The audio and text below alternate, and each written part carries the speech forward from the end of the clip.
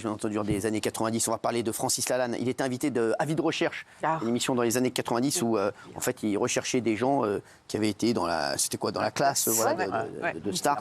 Et Francis, il était à fond. Regarde. Je voudrais dire un truc, parce qu'on est à la télé, que... Ne t'occupe pas de la télé. Nous on voulait que cet opéra sorte. Je vais arriver à parler, je vais arriver à dire 2 mots. Derrière les théâtres, on paye des impôts, on paye des trucs, et derrière les théâtres, il y a des gens qui dirigent les théâtres, les opéras, tout ça. Où est la caméra? Où est la caméra? Elle est là. Voilà, tous les ronds de cuir, tous vous ronds de cuir qui êtes derrière vos opéras, derrière vos bureaux, à dépenser le fric des gens. Voilà, il n'y a pas que moi, il y a plein de jeunes compositeurs comme moi, qui sont pas morts, qui sont vivants, et qui ont besoin d'endroits pour qu'on joue leur musique. Et vous êtes même pas capable de la lire. Et eux, ils l'ont écrite. Alors les empêchez plus de jouer leur musique. Incroyable.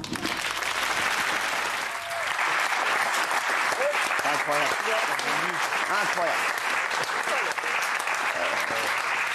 Et chérie, on a fouillé aussi dans les archives, on a trouvé des pépites pour chacun d'entre vous. On va commencer par Jean-Michel. Jean-Michel, tu étais l'invité de Matin Bonheur. En tant qu'expert des palaces parisiens. Non.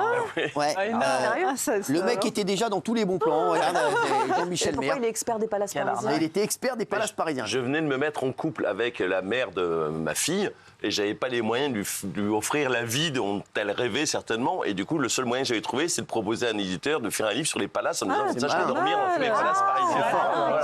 Voilà. Et du coup, j'avais essuyé quelques échecs, mais certains avaient accepté. J'avais fini par sortir un bouquin. Il a fait un livre qui s'appelle La vie dans les palaces parisiens. Regardez la tête du gars. Jean-Michel Maire qui est avec nous également. Bonjour Jean-Michel. Jean-Michel Maire qui est l'auteur de ce livre que voici, Les Palaces Parisiens. Oui, de moins en moins de gens passent leur année dans les palaces. Mais c'est vrai qu'à force, comme tous les Parisiens, on passe toujours devant, on n'ose jamais rentrer. Et un jour, je me suis dit, c'est complètement bête. La voix n'a pas bougé. Merci. Les frères, j'ai des photos sur Jean-Michel Maire. Regardez, vous étiez reporter de guerre à l'époque. Et pour vous faire discret sur le terrain, vous vous êtes dit, tiens, je vais me mettre en rouge. Un génie. Si on l'explique, un génie. Il y a une autre photo, on dirait un remake ripou de la Star Academy. Tu fais plus vieux sur cette photo que maintenant. Non, mais C'était la Starac. je te jure, tu fais plus vieux maintenant. Parce que tu faisais j'étais journaliste à ce moment-là au Figaro. Tu t'as fait un article sur moi. Bien sûr, Je me exactement. rappelle où C'est comme ça qu'on s'est rencontrés. J'avais fait une après. émission sur les campings. Il avait fait un très bon article sur moi. Ouais. C'était le seul. Non, pas le seul, mais c'est vrai. Si, t'étais le seul. Si, t'étais le seul. C'était le seul de journaliste qui me défendait à l'époque. Bah, je sais Déjà. pas. Je savais pas que j'étais le seul, mais je vous défendais parce qu'on sentait déjà le talent. Et là, j'avais été invité parce que j'étais au service média du Figaro, télévision, radio, et j'avais été invité à visiter le château. À Marie-Lélis. Voilà, exactement. À côté, Où allait avoir lieu la Starac, et du coup, je m'étais mis au piano comme ça avant que la Starac connaisse ce succès. Mais t'es mieux maintenant, hein? On dirait. Oui, Dans 20 ans. j'ai fait une On dirait lui dans 20 ans. Elle a raison. J'ai fait 17 greffes de cheveux. Gilles Verdez, on a un extrait du JT de 20h de TF1 en 90. Tu réponds à une interview pendant un sujet sur une décharge radioactive dans l'Essonne. T'es toujours dans les sujets Rasta. Non mais sans déconner, le gars il est toujours dans des sauces. Non mais regardez. Et dans ces ferrailles, terrain de jeu idéal. Sous ces ferrailles, nous on a vu un casque jaune et ça correspond à peu près à ce que des tas d'employés à l'intérieur nous disent, c'est-à-dire que sous tous ces amas de ferrailles, il y a des gants, des vêtements, tout l'appareillage qui a servi, le petit appareillage qui a servi à décontaminer le CEA. Et Sandy Valentino et Royal Maison, on rejoint. Comment ça va? Ça va bien? On était sur des images de Gilles Verdez. Gilles Verdez, vraiment. Et on continue avec un sujet consacré à vous, Gilles. C'était en 97, dans Ligne de mire sur France 3. Les caméras de l'émission vous ont suivi durant un déplacement en Suède. Ah oui. Gilles Verdez, quoi. Gilles Verdez est journaliste à l'Équipe. Pendant 3 jours, il a été l'un des 2 envoyés spéciaux du journal, ici, à Göteborg, en Suède. Parce que le groupe a justement envie d'être replié sur lui-même, à l'abri des interférences extérieures et des ingérences. Donc on n'est pas très bienvenu dans ces cas-là. On se dissimule dans le hall d'un hôtel, on espionne une séance d'entraînement en se cachant dans les bois. Mais c'est indispensable.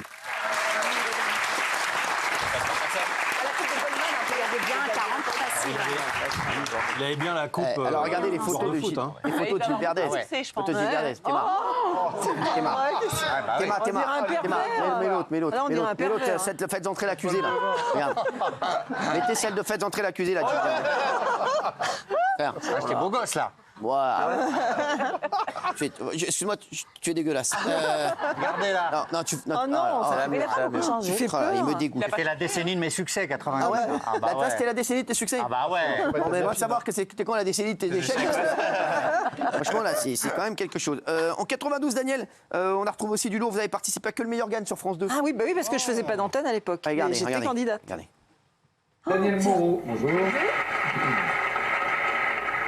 Faites-vous dans la vie? Secrétaire, De quoi? en intérim pour l'instant. D'accord. À côté de vous, Aline Boyer, bonjour.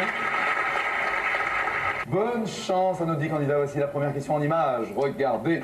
Laquelle de ces 4 villes bretonnes n'est pas située sur la côte? Voyons vos réponses. 7 bonnes réponses, bravo. Au revoir les filles. Toutes les filles sauf Nathalie s'en vont.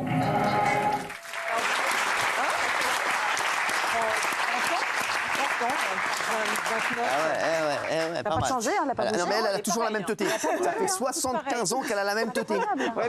Géraldine, on a retrouvé des photos de toi aussi. Dans les années 90, c'est la classe. Elle est magnifique. Regardez. Regardez-moi cette. Incroyable. Non, elle est incroyable. Comme Gilles, c'était mon prime. Oh là, oh là, oh là, oh là. Regardez. Mais c'est quoi ces jambes là? T'as loué des fausses jambes. Elles font déjà 2 les mêmes mètres. jambes, chérie. Ah oui, celle-là on l'avait déjà vue, celle-là. Ouais, très belle. Ah ouais. Et t'avais défilé pour le show Yves Saint Laurent 1h15 avant la grande finale de la Coupe du Monde en 98. Alors c'est très court, mais c'est efficace. Regarde. L'ensemble a été orchestré en 22 tableaux et 6 grands thèmes. Ici, Carla Bruni et ses colombes de la paix. La Slovaque Adriana, fiancée du joueur Karambeu, porte ici une robe Scheherazade. Yves Saint Laurent avoue ne regretter qu'une seule chose aujourd'hui, ne pas avoir inventé le vêtement universel, le blue jean.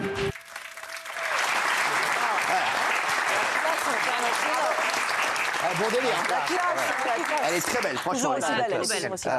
Franchement, elle est très très belle. Vraiment, il n'y a rien à dire, GG. De toute façon, tu n'as pas changé. C'était quand même il y a longtemps. Tu n'as pas changé.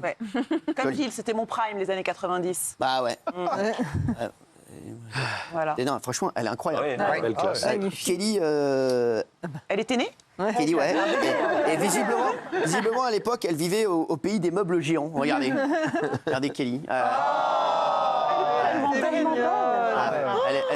Elle est mignonne, mais on voit déjà qu'elle est vénère.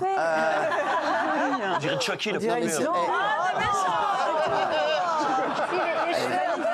Et alors, j'ai une autre photo où Kelly, peu de gens le savent, mais avant de faire TPMP, elle a été prof de yoga 4 à 6 ans. Regardez. Elle est belle, elle est très belle. Magnifique. Et même, regardez les pieds. J'ai toujours été très Je regarde toujours les pieds, moi, déjà. Non, les pieds sont pas mal. Hein. J'étais propre. Non, vous étiez propre, oui, je sais. C'est une de vos qualités. Elle est très belle. A toujours été très belle. Il y a une autre photo de Kelly? Il y en a d'autres? Il y en a d'autres ou pas? Parce que j'ai plus rien. D'accord, vous avez une photo de j'étais bébé, moi, à l'époque. C'était belle, hein, quand même. Dans 20 ans, on montrera ces images-là. Dans 20 ans, on refera le prime, si vous voulez, rien que pour vous. Voilà, ce sera pas joli à voir. Bon, déjà, il y en a beaucoup qu'on va perdre. Dans 20 ans, malheureusement, vous savez, on ne sera plus beaucoup sur ce prime. Hein. Kelly, on l'animera tous les deux. Avec plaisir. Seul, il n'y aura plus personne. Hein, on sera seul au monde. Juste pour la Darka, j'ai une petite pépite. On a retrouvé une pépite. Est-ce que vous allez deviner qui est ce petit garçon? Regardez. Direction à l'hôpital, le docteur, mais c'est mauvais. Attention.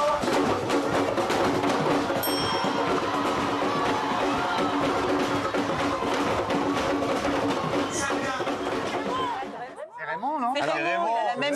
C'est Raymond. Non, c'est pas Raymond, c'est Mokhtar. Mais non,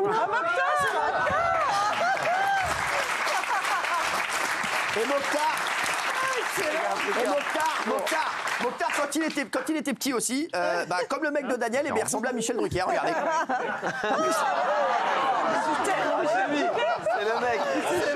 C'est le même gars. C'est incroyable, c'est le même gars. Tiens, on a Jacques Cardoz aussi. Jacques Cardoz, on a retrouvé votre duplex depuis une bodega dans tout le sport en 95. C'était à l'occasion du match PSG-Barcelone en Ligue des Champions. Alors lui, c'était toujours le vrai premier de la classe.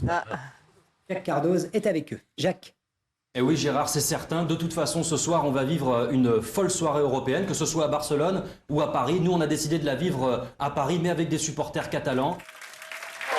C'est le même. Juste Jacques, pourquoi à l'époque, tes vœux, je démarrais Al?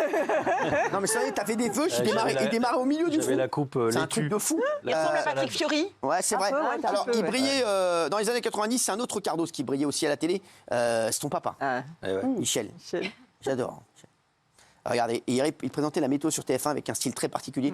C'est un des présentateurs météo les plus mythiques de l'histoire. C'était incroyable. C'est vrai, il nous faisait kiffer. Ah oui, il avait un charisme dingue. Mais il nous faisait kiffer, même quand il faisait pas bon. Madame, monsieur, bonjour. Notre Père Noël chantant, Marcel Fagès, adore cette orchidée Phalaenopsis qui compagnonne avec quelques brins de jasmin. Regardez notre ciel transmis par Météosat, image par image.